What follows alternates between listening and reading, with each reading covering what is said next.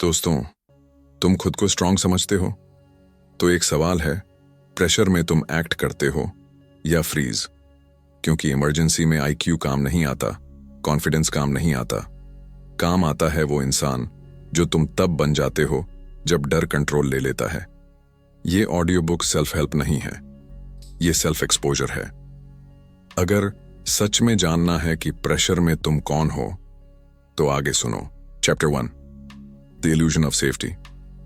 दोस्तों, सोचो जरा, सुबह उठते हो, फोन चेक करते हो, काम पर जाते हो, शाम को घर लौटते हो, सब नॉर्मल लगता है ना? नील स्ट्राउस भी यही सोचता था।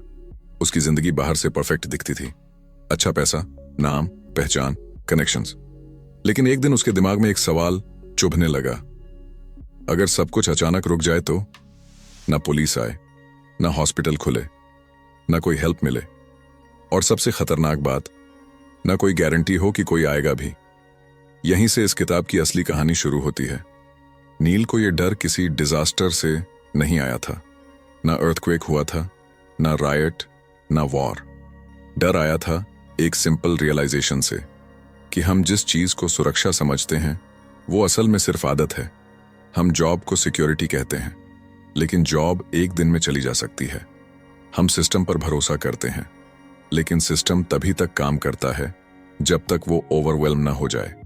हम सोचते हैं कुछ होगा तो कोई संभाल लेगा, लेकिन सवाल ये है, अगर कोई ना आया तो? नील धीरे धीरे ऑब्जर्व करने लगता है, लोग कितना ब्लाइंड ट्रस्ट करते हैं। ट्रैफिक में पुलिस दिख जाए तो हम सेफ फील करते हैं, हॉस्पिटल दिख जाए तो लगता है कुछ हुआ तो यहीं ले आएंगे।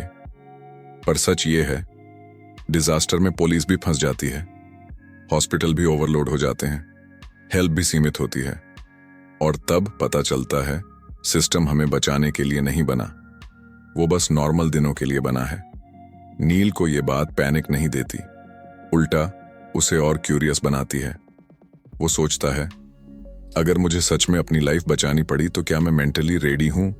और जवाब अनकंफर्टेबल होता है, नहीं, क्योंकि मॉडर्न लाइफ ने हमें कंफर्टेबल बना दिया है, केपेबल नहीं।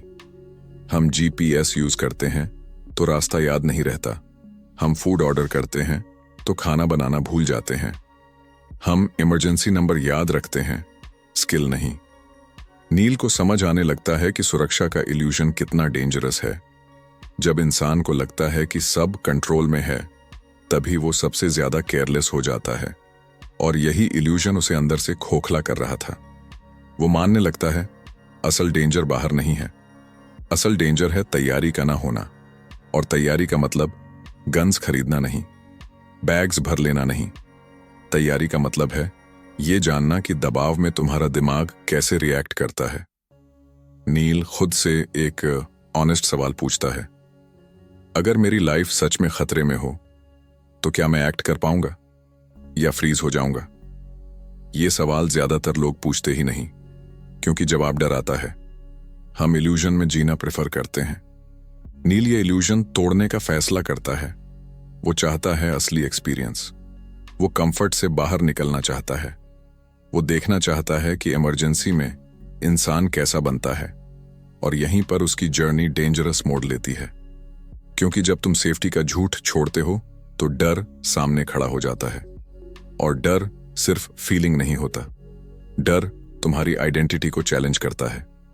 नील अब ये नहीं पूछ रहा था मैं कौन हूं, वो पूछ रहा था इमरजेंसी में मैं क्या बन जाऊंगा। और इस सवाल का जवाब अगले चैप्टर में उसे वो जगह ले जाता है जहां पैनिक, फियर और इंस्टिंक्ट सामने सामने खड़े होते हैं। क्योंकि अगला सच और भी ब्रूटल है। डर तुम्हें नहीं मारता, डर से भागना मारता है, और यही हम देखने वाले हैं। अगले चैप्टर में नील स्ट्रॉस एक ऐसी सच्चाई से टकराता है जो हर इंसान अवॉइड करता है। डर दुश्मन नहीं है, दुश्मन है डर को इग्नोर करना। और जब डर इग्नोर रहता है तो वो इमरजेंसी में तुम्हारे खिलाफ खड़ा हो जाता है। Chapter 2, fear is not the enemy. हम डर को हमेशा गलत समझते आए हैं।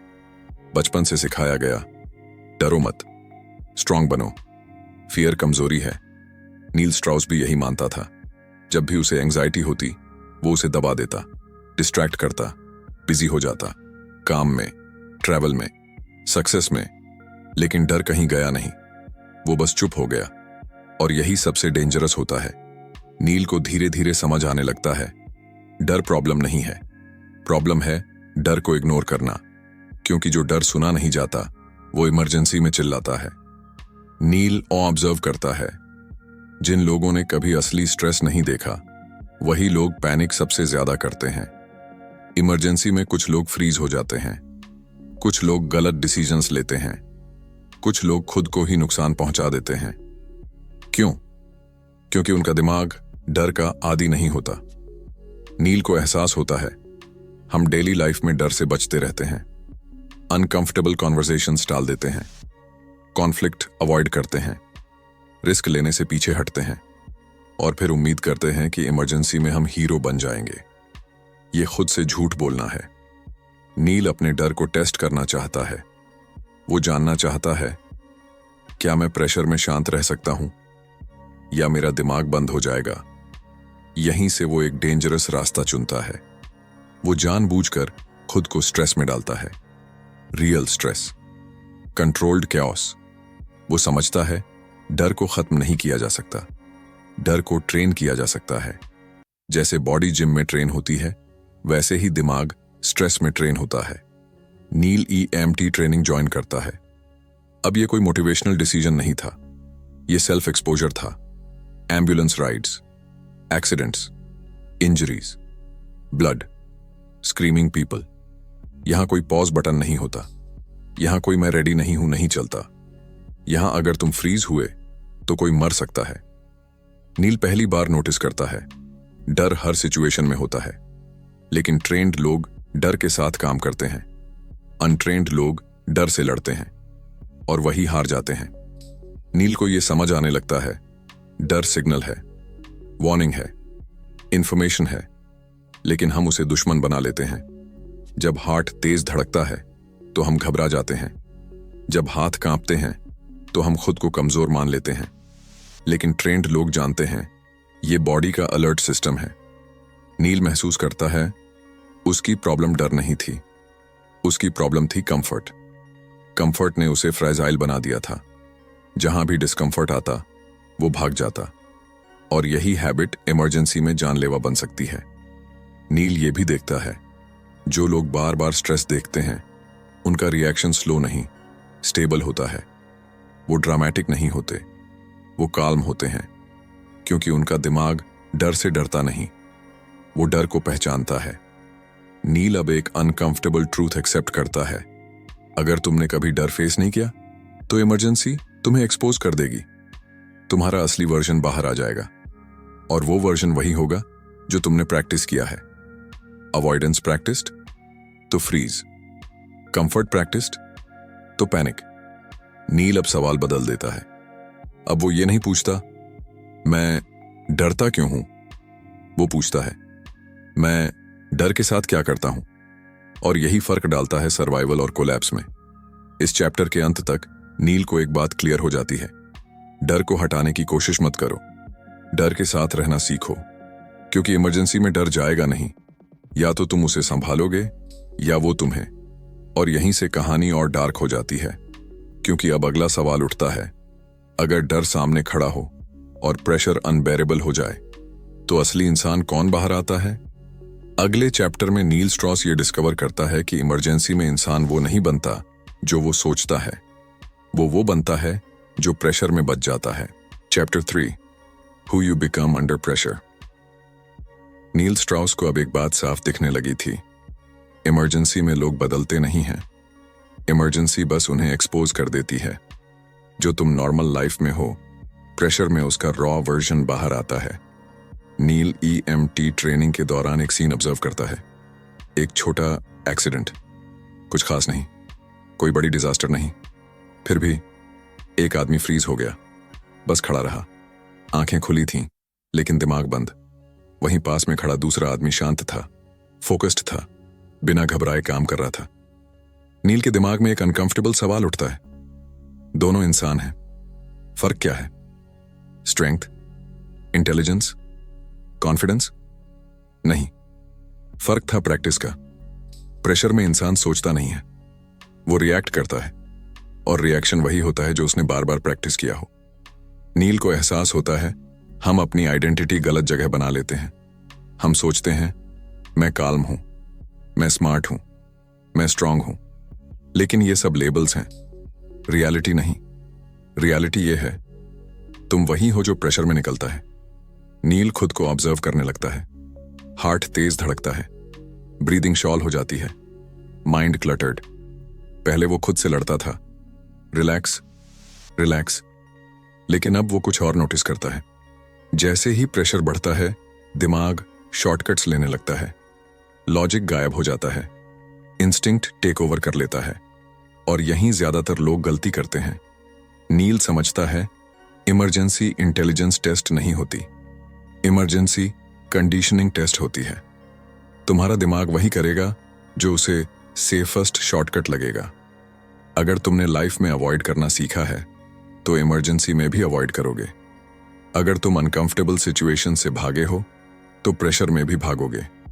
नील को यह रियलाइजेशन अंदर तक हिला देती है, क्योंकि इसका मतलब यह था कोई भी हीरो बनने की गारंटी नहीं है। हीरो वही बनता है जिसने पहले कोलैप्स को देखा हो। नील ट्रेनिंग के दौरान देखता है कुछ लोग नॉइज से डर जाते हैं, कुछ लोग कैओस से, कुछ लोग रिस्पॉन्सिबिलिटी से ही भाग जाते हैं, और कुछ लोग अचानक शांत हो जाते हैं। ना एक्साइटमेंट, ना ड्रामा, बस क्लैरिटी। नील पूछता है ये लोग अलग क्यों हैं? आंसर सिंपल है लेकिन पेनफुल। उन्होंने पहले ही खुद को तोड़ लिया था, कंट्रोल्ड वे में। उन्होंने स्ट्रेस को सरप्राइज नहीं रहने दिया। नील को समझ आने लगता है प्रेशर इंसान को स्ट्रांग नहीं बनाता, प्रेशर सिर्फ रिवील करता है। स्ट्रांग बनने का काम प्रेशर से पहले होता है। यही वो जगह है जहां ईगो मरता है। नील एक्सेप्ट करता है वो खुद को ज्यादा कैपेबल समझता था, लेकिन रियलिटी में वो कंफर्ट ट्रेंड था, और कंफर्ट ट्रेंड लोग इमरजेंसी में सबसे पहले टूटते हैं। नील के लिए ये सिर्फ सर्वाइवल लेसन नहीं था, ये आइडेंटिटी क्राइसिस था। क्योंकि अगर तुम वही नहीं हो जो तुम सोचते हो, तो फिर तुम हो कौन? नील अब एक नया रूल समझता है। इमरजेंसी में तुम बेस्ट वर्जन नहीं बनते, तुम ट्रेनेड वर्जन बनते हो, और अगर ट्रेनिंग नहीं है तो इल्यूजन टूटता है। नील अब डर को इग्नोर नहीं करता, वो उसे ऑब्जर्व करता है। वो देखता है डर आने से पहले दिमाग क्या करता है, कहां शॉर्टकट लेना चाहता है, कहां भागना चाहता है, क्योंकि वही मोमेंट्स रियल आइडेंटिटी बनाते हैं। और यहां एक और हार्श ट्रूथ सामने आता है, प्रेशर हर बार एक्सीडेंट नहीं होता। प्रेशर डेली लाइफ में भी होता है, कॉन्फ्लिक्ट में, डिसीजन में, रिस्पॉन्सिबिलिटी में, और अगर तुम वहां भागते हो तो इमरजेंसी में भी भागोगे। नील अब समझ चुका था ये किताब इमरजेंसी के बारे में नहीं है, ये किताब है तुम किस इंसान को रोज प्रैक्टिस कर रहे हो उसके बारे में। और यहीं से कहानी एक और लेवल पर जाती है, क्योंकि अब सवाल ये नहीं है कि प्रेशर में तुम कौन बनते हो। सवाल ये है क्या तुम जानबूझकर खुद को ट्रेन कर सकते हो। Chapter 4, skills matter more than tools. जब लोग सर्वाइवल की बात करते हैं तो सबसे पहले क्या सोचते हैं? Gun, knife, emergency bag, gadgets. Neil Strauss भी यही सोचता था। वो मानता था कि अगर उसके पास सही टूल्स हों तो वो सेफ रहेगा। एक बैग तैयार किया गया, mini BOB, bug out bag, सब कुछ उसमें था। Medical kit, flashlight, knife, food packets, backup plans. Bag देखकर कॉन्फिडेंस आता था, लेकिन एक दिन नील के दिमाग में एक अनकंफर्टेबल थॉट आया। अगर ये बैग मेरे पास ना हो तो? अगर पैनिक में मैं उसे उठा ही ना पाऊं? अगर केयस में मैं गलत टूल निकाल लूं? अगर मेरा दिमाग काम ही ना करे? और तभी उसे समझ आया, सामान कॉन्फिडेंस देता है, कैपेबिलिटी नहीं। नील EMT ट्रेनिंग के दौरान एक सीन नोटिस करता है। कुछ लोग बहुत लाइटली इक्विप्ड होते हैं, no fancy tools, no heavy gear, फिर भी वही लोग सबसे इफेक्टिव होते हैं। क्यों? क्योंकि उन्हें पता होता है कब क्या करना है। नील ऑब्जर्व करता है जिन लोगों के पास ज्यादा गियर होता है वो अक्सर डिसीजन में स्लो होते हैं। चॉइस पैरालिसिस, कौन सा टूल, कैसे यूज करूं, गलत हो गया तो? टूल्स बढ़ते हैं, क्लैरिटी घटती है। नील को एहसास होता है हम टूल्स को आइडेंटिटी बना लेते हैं। मेरे पास ये है इसलिए मैं रेडी हूं। लेकिन रेडीनेस सामान से नहीं आती, रेडीनेस आती है रेपिटेशन से। नील खुद से सवाल करता है, अगर मुझसे ये बैग छिन जाए तो मेरे पास क्या बचेगा? और जवाब पेनफुल होता है, बहुत कम, क्योंकि स्किल डेवलप करने में टाइम लगता है, प्रैक्टिस लगती है, ईगो चोट खाता है। और यही वजह है कि ज्यादातर लोग शॉपिंग करते हैं, ट्रेनिंग नहीं। नील देखता है लोग सर्वाइवल वीडियोस बिंज करते हैं, चेकलिस्ट्स बनाते हैं, गियर कंपेयर करते हैं, लेकिन ड्रिल नहीं करते, स्ट्रेस में प्रैक्टिस नहीं करते, और इमरजेंसी में वीडियो याद नहीं आते। बॉडी वही करती है जो उसने पहले किया हो। नील को समझ आने लगता है टूल्स शॉर्टकट लगते हैं, स्किल स्लो प्रोसेस है, लेकिन इमरजेंसी शॉर्टकट अलाउ नहीं करती। एक सिंपल ट्रूथ सामने आता है, गन तब तक यूजलेस है जब तक तुम काल्म नहीं हो। मेडिकल किट तब तक बेकार है जब तक हाथ स्टेडी नहीं है। नाइफ तब तक डिस्ट्रैक्शन है जब तक डिसीजन क्लियर नहीं है। नील अब प्रिपेयर्डनेस को नए एंगल से देखने लगता है। प्रिपेयर्डनेस का मतलब है कम सामान, ज्यादा क्लैरिटी, कम गैजेट्स, ज्यादा प्रेजेंस। वो ये भी देखता है जो लोग सच में ट्रेंड होते हैं वो शो ऑफ नहीं करते। उनके बैग्स सिंपल होते हैं, अनसिक्योरिटीज कम होती हैं, क्योंकि उनका भरोसा हाथ में पकड़े सामान पर नहीं, दिमाग में बैठी हैबिट पर होता है। और यहीं सबसे ब्रूटल रियलिटी सामने आती है, स्किल बिना प्रैक्टिस इल्यूजन है। तुमने कभी फर्स्ट एड पढ़ा हो लेकिन कभी ब्लड नहीं देखा तो इमरजेंसी में बॉडी शॉक में जाएगी। तुमने सेल्फ डिफेंस वीडियोस देखे हो लेकिन कभी रियल कॉन्फ्रंटेशन नहीं झेला तो पैनिक जीत जाएगा। नील ये मान लेता है सामान खरीदना आसान है, स्किल अर्न करनी पड़ती है, और अर्निंग अनकंफर्टेबल होती है। इसीलिए ज्यादातर लोग इल्यूजन चुनते हैं। नील अब समझ चुका था अगर सर्वाइवल सच में मैटर करता है तो फोकस बदलना पड़ेगा। बैग से बिहेवियर पर, टूल से ट्रेनिंग पर, स्टफ से स्किल पर। और यहीं से उसकी जर्नी और अनकंफर्टेबल होने वाली थी, क्योंकि स्किल सिर्फ किताब से नहीं आती, स्किल आती है स्ट्रेस से। अगले चैप्टर में नील स्ट्राउस एक और अनकंफर्टेबल ट्रूथ एक्सेप्ट करता है, कंफर्ट तुम्हें स्ट्रांग नहीं बनाता, कंफर्ट तुम्हें फ्रेजाइल बनाता है। और वो खुद को जानबूझकर ऐसे सिचुएशंस में डालता है जहां स्ट्रेस अनअवॉइडेबल है। Chapter 5, comfort makes you weak. हम कंफर्ट को रिवॉर्ड समझते हैं, काम के बाद आराम, प्रॉब्लम से दूरी, स्ट्रेस से एस्केप। नील स्ट्राउस भी यही करता था। जैसे ही प्रेशर बढ़ता वो खुद को सेफ जोन में खींच लेता। लेकिन EMT ट्रेनिंग में ये लग्जरी मौजूद नहीं थी। यहां स्ट्रेस अचानक आता था, बिना warning. Sirens, noise, confusion, log चीख रहे होते थे। ये कोई मोटिवेशनल चैलेंज नहीं था, ये रियल केओस था। और केओस में एक बात क्लियर होती है, कंफर्ट ट्रेंड दिमाग सबसे पहले टूटता है।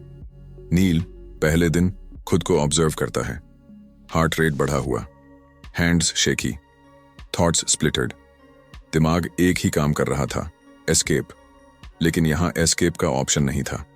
अगर वो पीछे हटता तो कोई और नुकसान में पड़ता। यही नील पहली बार समझता है, स्ट्रेस एनिमी नहीं है, स्ट्रेस टीचर है। लेकिन टीचर वही बनता है जो बार बार सामने आए।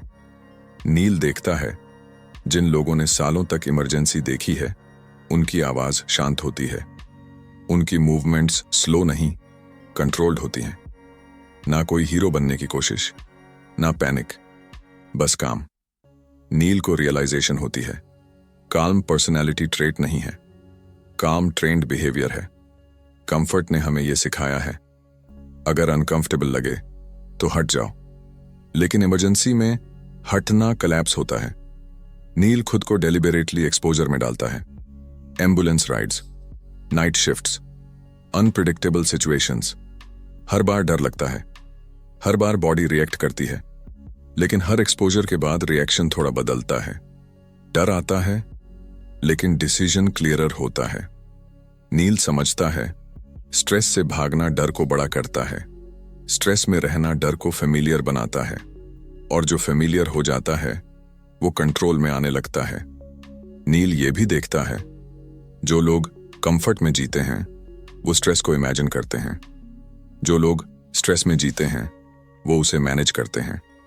डिफरेंस इमेजिनेशन और एक्सपीरियंस का है, और यही डिफरेंस सर्वाइवल तय करता है। नील अब एक ब्रूटल ट्रूथ एक्सेप्ट करता है, अगर तुमने कभी खुद को अनकंफर्टेबल नहीं किया तो लाइफ तुम्हें मजबूर करेगी, और तब तुम्हारे पास चॉइस नहीं होगी। EMT ट्रेनिंग ने नील को यह सिखाया, एक्सपोजर धीरे धीरे इम्यूनिटी बनाता है। जैसे बॉडी बैक्टीरिया से लड़ना सीखती है, वैसे ही दिमाग स्ट्रेस से लड़ना सीखता है। लेकिन इम्यूनिटी तभी बनती है जब एक्सपोजर कंट्रोल्ड हो। इसलिए नील सिखाता है, स्ट्रेस का मतलब सेल्फ डिस्ट्रक्शन नहीं है। स्ट्रेस का मतलब है कैलकुलेटेड डिस्कम्फर्ट, पर्पसफुल एक्सपोजर। नील अब कंफर्ट को एनिमी मानता है। वो जानता है जो इंसान हर हाल में आराम ढूंढता है वो इमरजेंसी में सबसे पहले टूटता है, और जो इंसान स्ट्रेस को टॉलरेट करना सीख लेता है वो केओस में भी स्टेडी रहता है। यहीं से नील की आइडेंटिटी बदलने लगती है। अब वो ये नहीं सोचता ये सिचुएशन मुझे अनकंफर्टेबल कर रही है, वो सोचता है ये मुझे ट्रेन कर रही है। और ये माइंडसेट फर्क डाल देता है, क्योंकि काम कोई गिफ्ट नहीं है, काम अर्न्ड होता है, स्ट्रेस से, एक्सपोजर से, प्रैक्टिस से। और यहीं पर एक और सवाल खड़ा होता है, अगर स्ट्रेस इतना जरूरी है तो क्या इंसान अकेले सरवाइव कर सकता है? अगले चैप्टर में नील स्ट्राउस एक और डेंजरस इल्यूजन तोड़ता है, लोन वुल्फ माइंडसेट। वो समझता है कि सबसे ट्रेंड इंसान भी अकेले नहीं टिकता। Chapter 6, survival is a team sport. एक ईमानदार सवाल पूछता हूं, अगर आज सच में कुछ गलत हो जाए, कोई एक्सीडेंट, कोई इमरजेंसी, कोई केओस, तो तुम किसे कॉल करोगे? और उससे भी ज्यादा इंपॉर्टेंट सवाल, क्या वो कॉल उठाएगा? ज्यादातर लोग यहीं चुप हो जाते हैं, क्योंकि अंदर ही अंदर हम एक डेंजरस फैंटेसी में जीते हैं। मैं संभाल लूंगा, मुझे किसी की जरूरत नहीं, मैं स्ट्रांग हूं। नील स्ट्रॉस भी यही सोचता था। उसके पास नॉलेज थी, स्किल्स डेवलप हो रही थीं, कॉन्फिडेंस भी था। लेकिन EMT ट्रेनिंग में उसका ये इल्यूजन टूट गया। वहां कोई अकेले हीरो नहीं होते, हर कॉल टीम वर्क है, हर डिसीजन शेयर्ड है, हर गलती कलेक्टिव होती है। नील ऑब्जर्व करता है, जो लोग अकेले काम करने की कोशिश करते हैं वो जल्दी एग्जॉस्ट हो जाते हैं, फिजिकल भी, मेंटल भी। और इमरजेंसी एग्जॉस्शन माफ नहीं करती। नील समझता है सर्वाइवल सिर्फ स्किल का गेम नहीं है, सर्वाइवल कोऑर्डिनेशन का गेम है। एक इंसान पेशेंट संभालता है, दूसरा कम्युनिकेशन करता है, तीसरा रूट क्लियर करता है। रोल्स क्लियर होते हैं, ईगो गायब होता है, और यहीं सबसे बड़ा ट्रूथ सामने आता है, इमरजेंसी में मैं नहीं चलता, हम चलता है। नील को यह भी समझ आता है, लोन वुल्फ माइंडसेट ईगो से पैदा होता है। अगर मैं किसी पर डिपेंड करूं तो मैं वीक हो जाऊंगा, लेकिन रियलिटी उलटी है। डिपेंडेंस नहीं, इंटरडिपेंडेंस सर्वाइवल बनाती है। नील ये देखता है, सबसे स्किल्ड लोग सबसे ज्यादा हेल्प मांगते हैं, क्योंकि उन्हें पता होता है कब उनकी लिमिट आ रही है, और लिमिट पहचानना वीकनेस नहीं, मैच्योरिटी है। नील अपने पास्ट को देखता है, कितनी बार उसने खुद को आइसोलेट किया, हेल्प ऑफर को रिजेक्ट किया, कनेक्शन को अननेसेसरी समझा, और अब उसे समझ आ रहा था इमरजेंसी आइसोलेशन प्यूनिश करती है। चाहे तुम कितना भी प्रिपेयर्ड क्यों ना हो, तुम हर जगह एक साथ नहीं हो सकते। नील को एक और अनकंफर्टेबल ट्रुथ दिखता है, नेटवर्क सिर्फ कॉन्टैक्ट्स नहीं होता, नेटवर्क ट्रस्ट होता है, और ट्रस्ट क्राइसिस में बनता नहीं, क्राइसिस से पहले बिल्ड होता है। अगर आज तुम्हारे पास कोई ऐसा इंसान नहीं है जिसे तुम ब्लाइंड ट्रस्ट कर सको, तो इमरजेंसी में तुम अकेला हो। नील EMT टीम में एक पैटर्न नोटिस करता है, कोई अपना नाम नहीं चिल्लाता, कोई क्रेडिट नहीं मांगता, लोग रोल से पहचाने जाते हैं। Driver, medic, support, identity simplify हो जाती है, और यही सिंप्लीफिकेशन डिसीजन फास्ट बनाती है। नील को समझ आता है, ईगो जितना कम, सर्वाइवल उतना स्मूथ। ये चैप्टर लिसनर को भी मिरर दिखाता है। तुम डेली लाइफ में भी अकेले खेलने की कोशिश करते हो। प्रॉब्लम हो, खुद झेलते हो। स्ट्रेस हो, शेयर नहीं करते।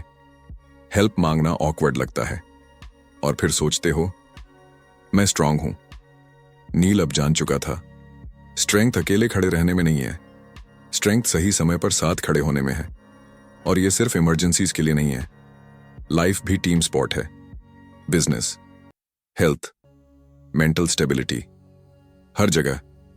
और अगर तुमने आज नेटवर्क नहीं बनाया तो कल इमरजेंसी तुम्हें याद दिलाएगी। नील अब ये इल्यूजन छोड़ देता है।